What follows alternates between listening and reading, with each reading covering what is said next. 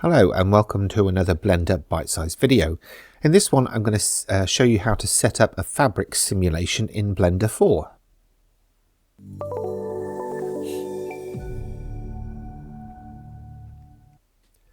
This is the setup that I'm using. It's Blender 4.2, Windows 11, NVIDIA graphics card, Cycles render engine and a custom startup file.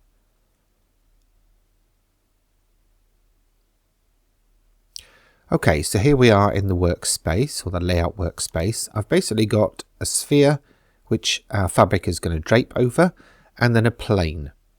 So the first thing that I'm going to do on the sphere is just add a subdivision surface modifier. It's not essential and it will depend on what you're draping your fabric over as to whether you need it.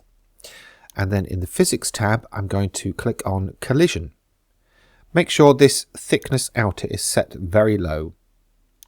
And then in the modifier tab, make sure the collision is above the surface modifier. Now I'll select the plane and go into edit mode by pressing tab and then clicking subdivide. My general rule of thumb is 10 divisions per meter. So because this is 4 meters, I've gone for 40 divisions.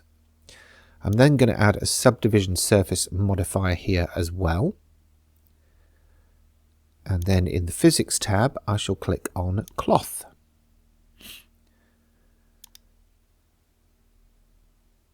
Now in the modifiers tab, again, I'm making sure the cloth modifier goes above the subdivision surface modifier and increasing the levels of subdivision to 3 for the render, but leaving it as 1 for general viewport.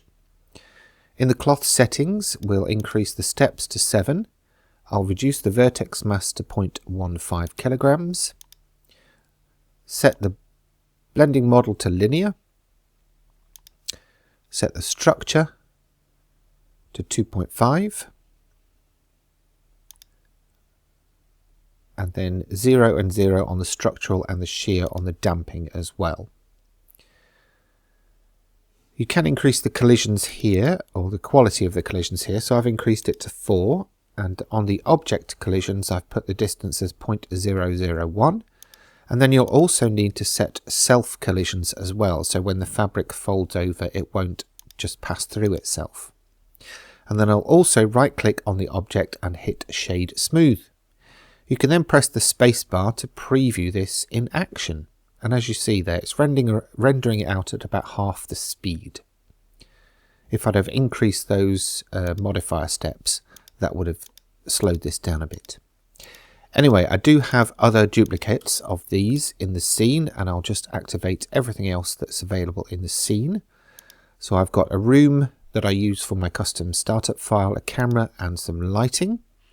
This is my camera view, and so when I press the space bar, this automatically starts the draping process.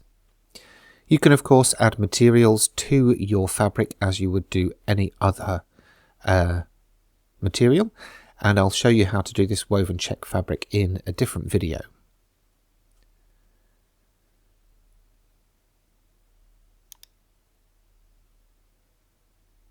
Now, one important thing is, if you are suffering from lag, then do bake your fabric or cloth.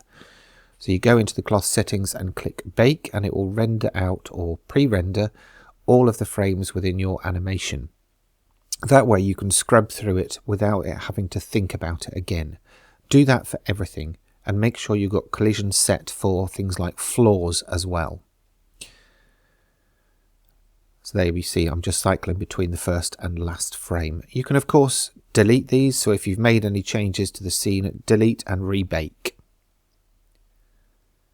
And make sure you do that for all of the things that you've got the cloth setting for. Anyway, once you've done that, you can obviously render out. So here are my render settings. It's quite a low noise threshold, but with a very small amount of maximum samples. And then just some time-saving things going on here as well. And obviously for the compositor, I've got the GPU enabled.